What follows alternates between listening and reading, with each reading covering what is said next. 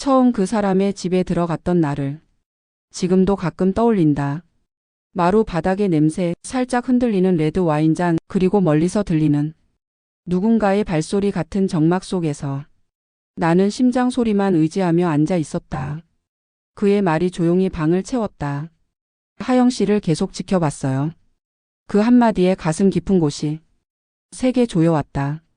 여자로서의 나를 이미 잊고 있었는데 그 밤 그의 손이 스친 순간 눈물이 흘렀다. 나는 아직 끝나지 않았구나. 몇 계절이 흘렀다. 지금 내 손에는 또 한 통의 편지가 있다.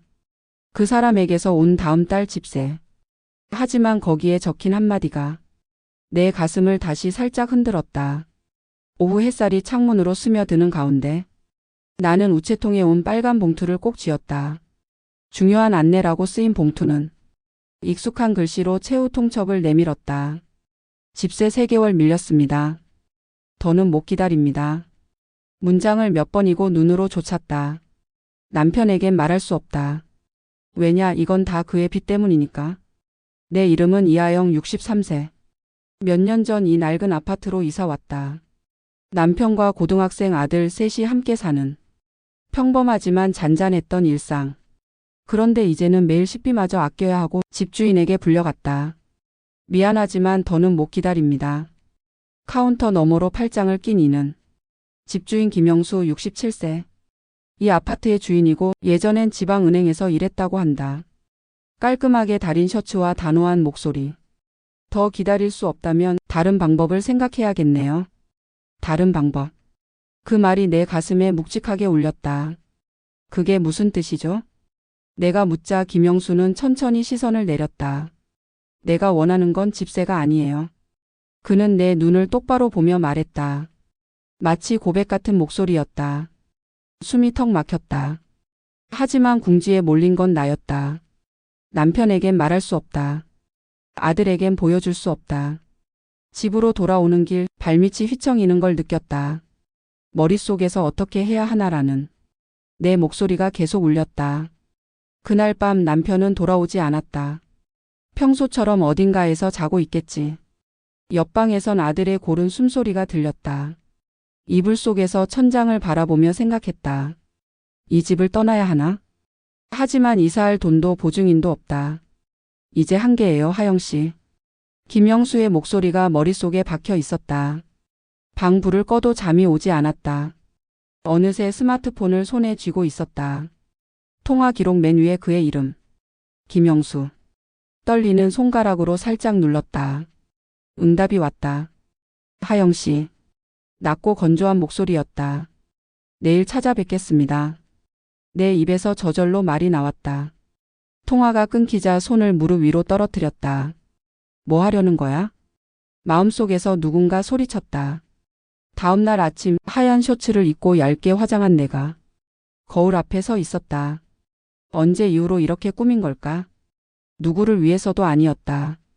그런데 그에게 보여지는 게 무서웠다. 나는 여자를 버렸다고 생각했는데 지금 얼굴색을 신경 쓰는 내가 있었다. 그게 제일 무서웠다. 거울 속에 나는 묘하게 생기가 돌았다. 늘 칙칙했던 피부톤이 미세하게 밝아진 것 같기도 했다.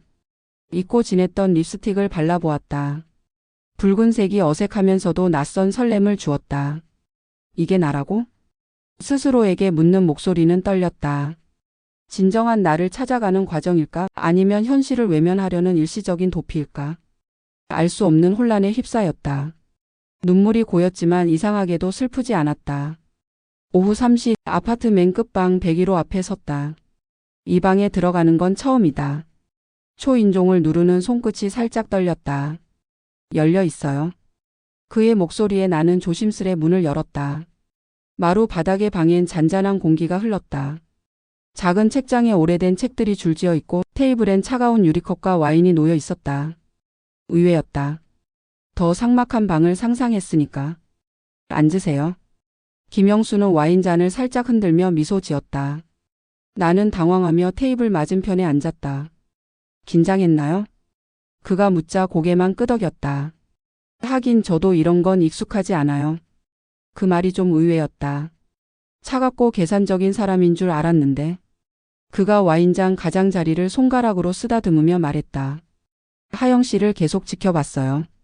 심장이 쿵 내려앉았다.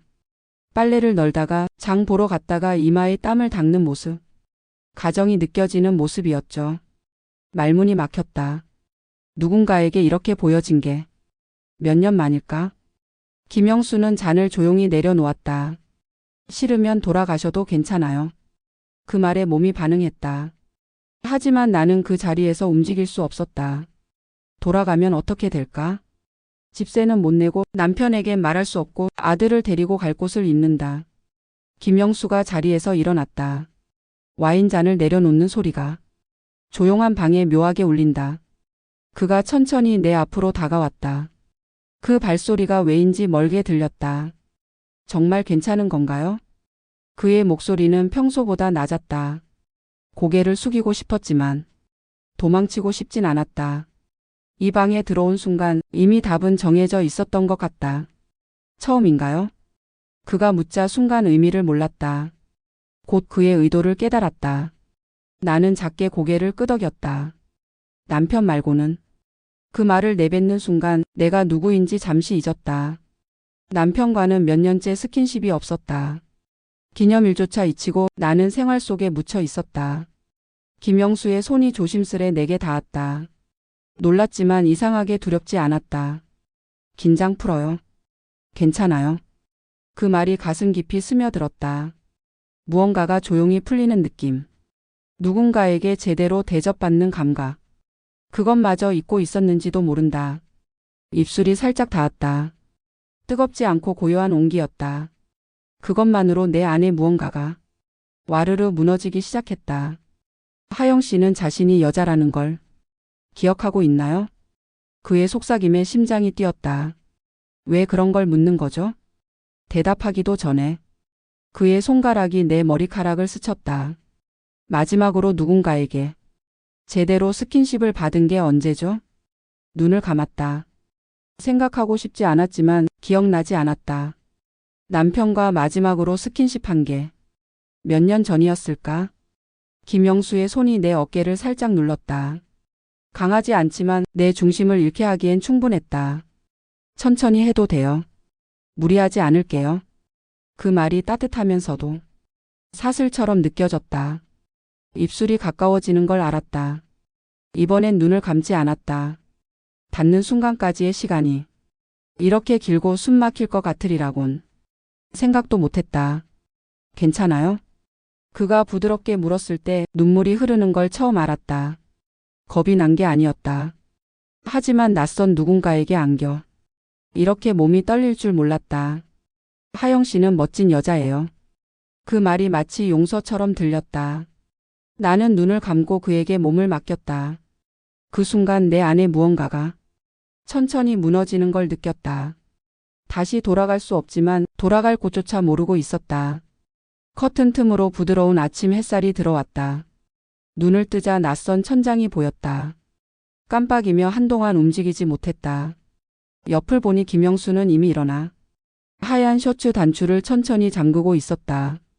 좋은 아침. 낮고 조용한 목소리가 방 안 공기를 흔들었다. 좋은 아침입니다. 내 목소리가 낯설게 들렸다. 김영수는 침대 끝에 앉아 내 머리카락에 손을 뻗었다. 나쁘지 않았죠? 장난 같은 말에 목이 메었다. 대답을 찾지 못하자 그가 미소 지었다. 이걸로 이번 달은 괜찮아요. 현실로 돌아왔다. 그래, 이건 거래였다. 감정은 착각이었을지도 모른다. 감사합니다. 그렇게 말하며 침대에서 일어났다. 바닥에 놓인 옷에 손을 뻗었다. 등 뒤에서 시선이 느껴졌지만 돌아보지 않았다. 옷을 갈아입고 문손잡이를 잡았을 때 또 필요하면 언제든지. 그의 목소리가 등에 묘한 여운을 남겼다. 가볍고 일상 같은 말투였다. 한번 돌아보았다. 담배에 불을 붙이는 김영수 뒤로. 아침 햇살이 흔들리고 있었다. 조심해서 돌아가세요.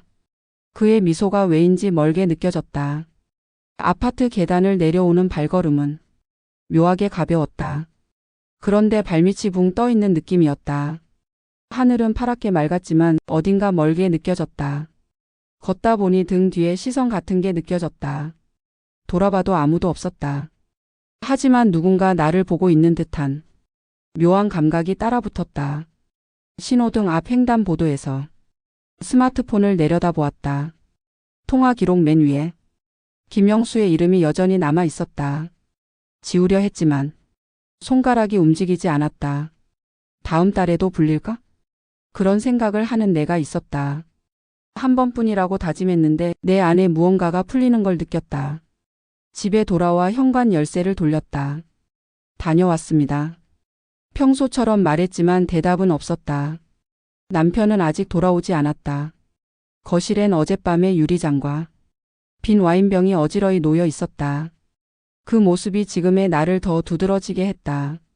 내가 이 집에 어울리지 않는 물건이 된 것 같은 느낌. 거울 속에 서 있는 건 분명 나인데 낯선 표정을 한 여자가 있었다. 며칠 뒤 우체통에 하얀 봉투가 왔다. 보낸 이는 김영수. 다음 달 집세 통지와 함께 손으로 쓴 한마디가 적혀 있었다. 다시 이야기 나눌 날을 기대해요. 그 글자를 바라보는 순간 몸속 깊은 곳에서 무언가가 울렸다. 이건 단순한 통지일까 아니면 초대일까? 판단할 수 없어. 봉투를 조용히 서랍에 넣었다. 그날 밤 창밖을 바라보며 소파에 홀로 앉아 있었다. TV는 켜져 있었지만 내용은 머리에 들어오지 않았다. 식탁엔 돌아오지 않을 남편을 위해 차린 저녁이 식어가고 있었다. 냉해가는 된장국을 보며 내 손을 내려다 보았다.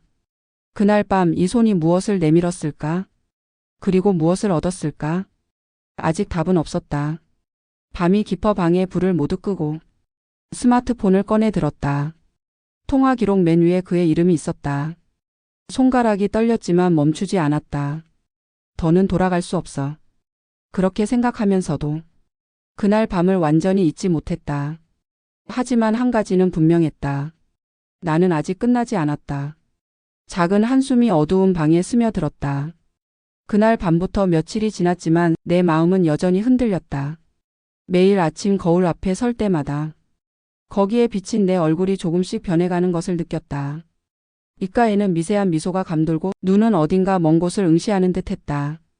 남편은 여전히 늦게 돌아왔고 아들은 학교와 동아리 활동으로 바빴기에 아무도 내 변화를 눈치채지 못했다. 하지만 나 자신은 알고 있었다. 이 가슴 속에서 간질거리는 불씨가 언제 폭발할지 모른다는 것을. 어느 날 아침 아들이 학교에 가기 전 드물게 말을 걸어왔다. 엄마, 요즘 뭔가 달라진 것 같아. 예전보다 생기 있어 보여. 혹시 무슨 좋은 일 있어? 그 말에 심장이 멎는 듯했다. 아들의 순진한 미소가 죄책감의 바늘처럼 가슴을 찔렀다. 좋은 일? 그런 건 없었다. 그저 부서져가던 나 자신을 조금 되찾았을 뿐. 하지만 그걸 어떻게 설명해야 할까? 별일 없어. 그냥 산책을 좀 더 자주 할 뿐이야. 나는 억지로 미소를 지으며 답했다. 아들은 의심하는 기색 없이 나갔다. 문이 닫히는 소리가 울리자 나는 무릎에 힘이 풀려 바닥에 주저앉았다. 아들의 얼굴이 떠올랐다. 저 아이가 알면 어떻게 될까? 우리 가족이 깨지는 건 아닐까? 마음속에서 비명이 터져 나왔다. 스스로를 탓하며 눈물이 쏟아질 것 같았다.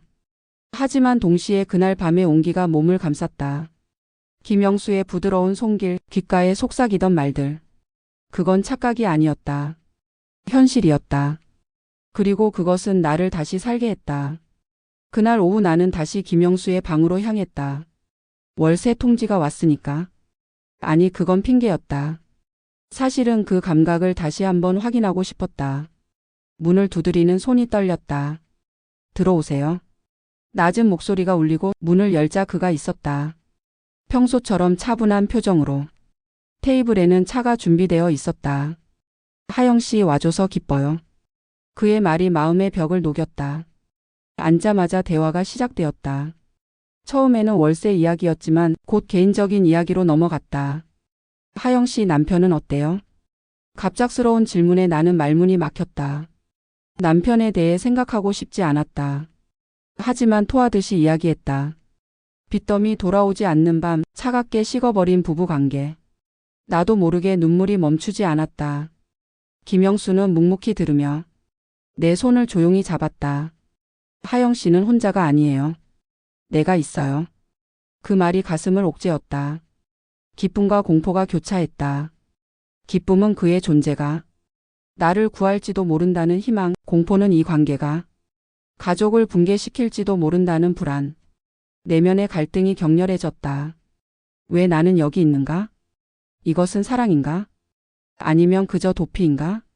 마음이 찢어지는 듯한 고통을 느꼈다. 그날 밤 남편이 오랜만에 일찍 돌아왔다. 거실에서 맥주를 마시며 나지막이 말했다. 돈이 부족해. 또 빚이 늘었어. 그 말에 분노가 폭발했다. 언제까지 이런 생활을 할 거야? 가족은 생각 안 해? 나는 소리쳤다. 남편은 놀란 얼굴로 나를 보더니 이내 짜증을 냈다. 내가 뭘 안다고 그래? 내가 벌어오는 건데. 언쟁이 격해지고 아들이 방에서 나와 우리를 말렸다. 아들의 걱정스러운 눈이 내 마음을 더욱 후볐다. 그날 밤의 비밀이 가족의 균열을 넓히는 듯 했다. 침대에서 혼자 눈물을 흘렸다. 남편의 숨소리가 들리는 가운데 나는 김영수의 얼굴을 떠올렸다. 그 다정함은 남편에게서는 느낄 수 없는 것이었다. 하지만 아들을 생각하니 죄의식이 파도처럼 밀려왔다. 내면의 폭풍이 절정에 달했다. 나는 엄마로서 실격이다. 여자로서 다시 살아난 대가가 가족의 붕괴인가. 마음이 지독히 흐트러져 잠 못 이루는 밤이 계속되었다. 다음 날 나는 김영수를 찾아갔다. 감정을 억누를 수 없어. 문을 열자마자 그에게 안겼다. 살려줘요. 말이 자연스럽게 흘러나왔다. 그는 놀라면서도 다정하게 나를 안아주었다. 그 순간 감정의 홍수가 밀려왔다. 기쁨, 슬픔, 분노, 애정이 한꺼번에 분출했다. 키스를 하고 몸을 겹치는 동안 내 마음은 격렬하게 흔들렸다. 이것이 옳은가? 남편의 얼굴, 아들의 미소가 떠올랐지만 김영수의 온기가 모든 것을 잊게 했다. 관계 후 침대에서 그에게 모든 것을 이야기했다. 가족의 고민, 내면의 갈등. 하영 씨는 강한 여성이에요. 스스로 결정하세요. 그의 말이 마음에 울렸다. 하지만 결단은 어려웠다. 귀가 후 거울 앞에서 스스로를 다그쳤다. 누구를 위해 살 것인가? 가족인가, 나 자신인가? 내면의 목소리가 절규하며 가슴이 터질 것 같았다. 날들이 지나고 관계는 깊어졌다. 비밀스러운 만남이 계속되었고 매번 감정의 파고가 격렬해졌다. 한 번은 남편에게 의심을 받아 언쟁이 절정에 달했다. 너 요즘 좀 이상해. 누구라도 생겼냐? 남편의 말에 심장이 쿵 떨어졌다.